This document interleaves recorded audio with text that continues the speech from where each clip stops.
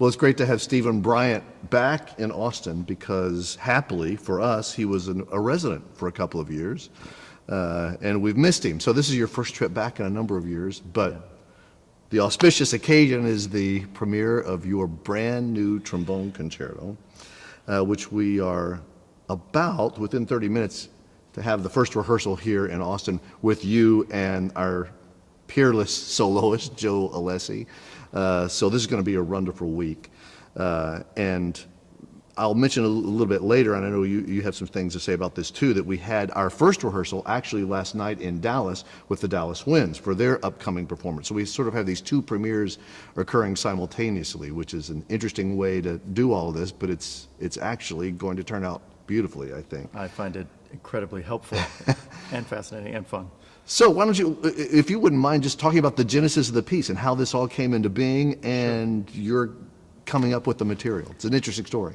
Well, I first met the soloist, Joe Alessi, through his work with you and John Mackey on the concerto that John Mackey wrote for him called Harvest several years ago. And so that sort of led to my meeting him at the University of Miami when Gary Green programmed Harvest and my concerto for wind ensemble, which ties right into you and here in UT Austin, on the same program. And so we were both in the audience, and after Joe played his concerto, he very generously came out to sit in the audience just to listen to my piece. And it must have struck a chord with him because after that we started talking about, like, we should collaborate at some point. And that was the genesis of the idea. Now, it didn't immediately get rolling, but I think the following year at the Midwest Clinic, he was there. He was playing again. And we met for coffee and just kind of sealed the deal over some coffee at a cafe in Chicago and said, let's make this happen. That's the rest is history, you know? 3 years ago or so now, I'm not sure exactly. And so... Well, we know now it was because we were looking this up, it was 2011, right? Or was it 2000? Oh, yes. Yes, you're right. When So the Miami performance. And then... Yeah, basically we met for coffee, decided to do that Midwest, and then we came and found you and said, hey, you want to help? And you said yes, and that was it. Right, yeah, so it just sort of takes a while for some of these things to come into being, but it's really terrific. And from the moment when you began this, you sort of had conversations with Joe immediately and then continued to work with him. You want to talk about that process? Sure. Because, I mean, if you're going to write a trombone concerto, who better to collaborate with than Joe Alessi? Yeah, from the outset I was honored and intimidated, all of those things, a little scared because I don't know what to do. And it's ironic, I swore I'd never write a concerto, and this is my fourth one. And it's a very different compositional challenge. So the first thing I want to do is, there is a personality and an instrument, that instrument and that person out front that are the focus by default, by design. And so I immediately asked him, so what are some concerti and some things that you have played or commissioned or enjoyed playing? Just give me some insight into what your predilections are, what your preferences, your musical enjoyment, and not just concerti, just sound worlds. So he gave me a list of some things, and obviously the Rouse Concerto was on there, and I already knew that. So I took that back and just started thinking about it. But the other thing really is his incredible just sound. He can make that instrument sing like no one I've ever heard, and I knew that was going to be the centerpiece of what I wanted to focus on. From early on. And then the next thing I thought was, well, I want to restrict that and restrain that and not release it from the beginning. And so that's why the first movement has so much of him straight muted. It actually hides his beautiful sound, but that's by design. Right. And so those sorts of ideas I think popped up first, like, okay, what do I love about his sound and he as a performer, and then how can I heighten that and deliver that in a way? Which I think is so incredibly effective, because you're right. And it makes that moment when his sound is fully revealed all that more extraordinary, I think. So I think that your well thought out plan actually works beautifully. Now, what about, there are not a lot, but there are things that the soloist is asked to do in this piece of a virtuosic nature. And clearly you had discussions with him about some of those things, at least. So you want to talk about that a bit? Well, so last March of 2015, I basically asked, can I fly up to New York and spend the night with you, and can we just geek out about trombone? Talk trombone. And I set up microphones. Share the fantasy. Yeah. Yes, yes. So I set up a couple of mics and took my laptop and my stuff up there and just wrote out a bunch of things and recorded him playing all sorts of excerpts, and then I just let him go, like, show me all the things you like to play. Right. And I remember very clearly he said, that high G flat, that's a good note for me. I think he now regrets telling me that. And then later he showed me some low pedals that he could play, and you will hear both of those in the piece. Very much derived from the fact that I heard him physically play these things, as well as singing, humming, and playing at the same time. He did that day in March, and I was like, oh, yeah, I actually used those somehow. pitches, because I Right. knew very clearly that those worked. Yeah, that was a fun evening. A lot of trombone.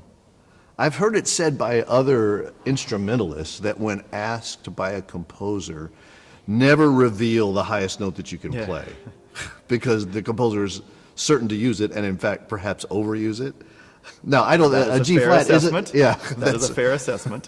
But a G flat isn't the highest note that Joe can play, obviously. But he sounds great on it, Yeah. and you clearly made use of that. A number of G flats in the F right below that. The centerpiece Right. of the tonal center of the piece is F, I guess. And It is, yeah, and it's.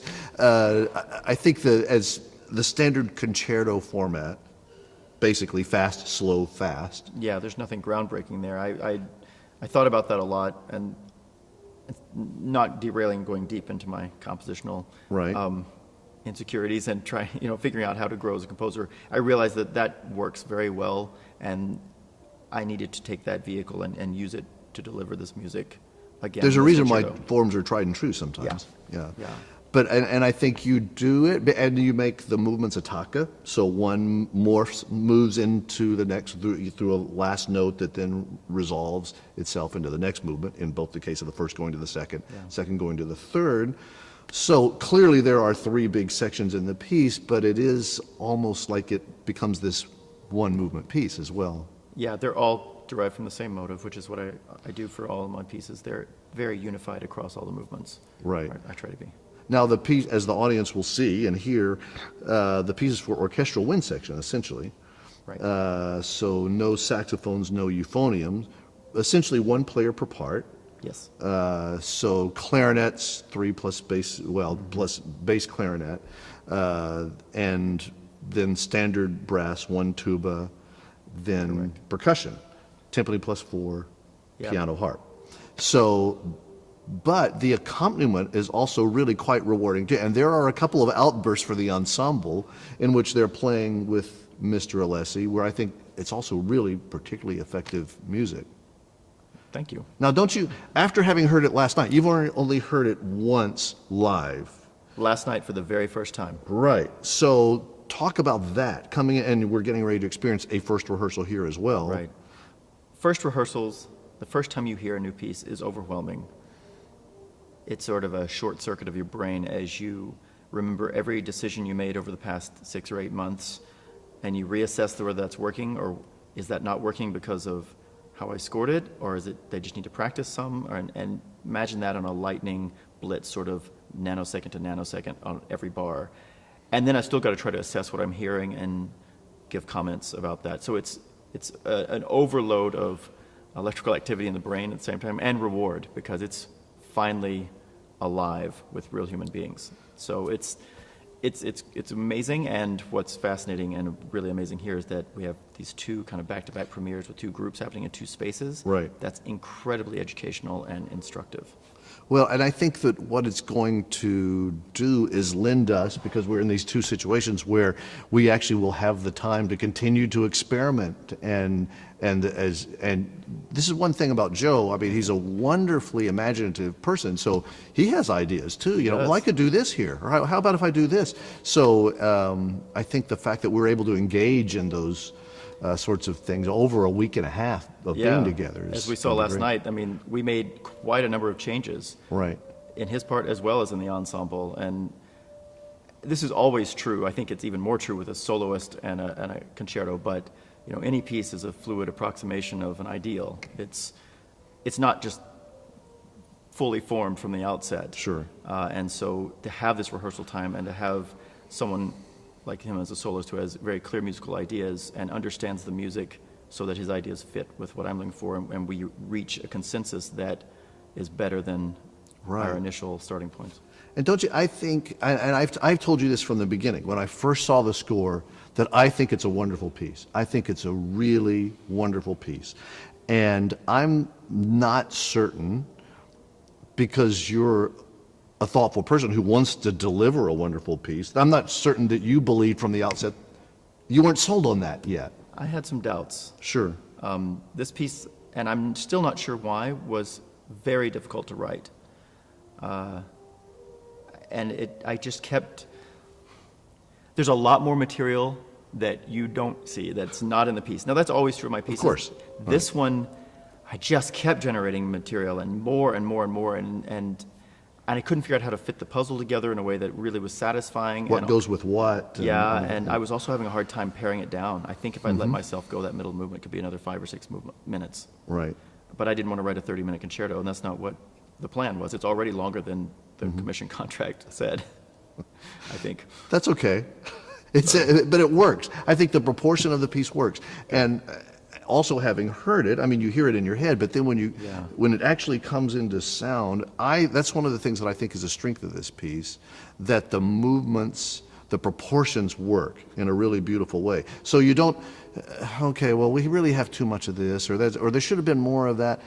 I don't get that sense. I think it all feels logical and feels very right.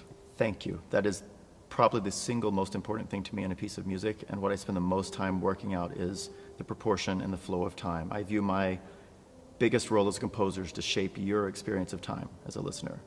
And to get those proportions exactly right is what I agonize over all the time. That's cutting out beats, cutting out phrases, adding stuff, stretching stuff. It's like taffy, and I just have to get it just right. Time is everything. All of the best composers I know agonize with that, though.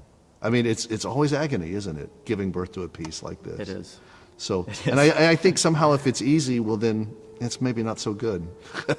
I think you have to go through that, not you, but a composer in general sort of has to suffer through that. I would love to find some other way, but I haven't yet.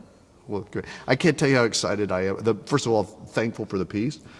Glad that you're here, that we're getting to spend time together, but also that you delivered such a piece that I think is going to have an enormous impact on the trombone world. There are going to be so many trombonists who will aspire to play this piece. It's like anything, you write a piece and it's virtually impossible, and they think, well, only Joe Alessi can play this. That's just impossible. But then in 10 years, students are going to be playing it on student recitals, because it pushes the medium forward. So, well, thank you so much, Jerry. Thank you, beyond honored. as always. Great. Thanks a lot.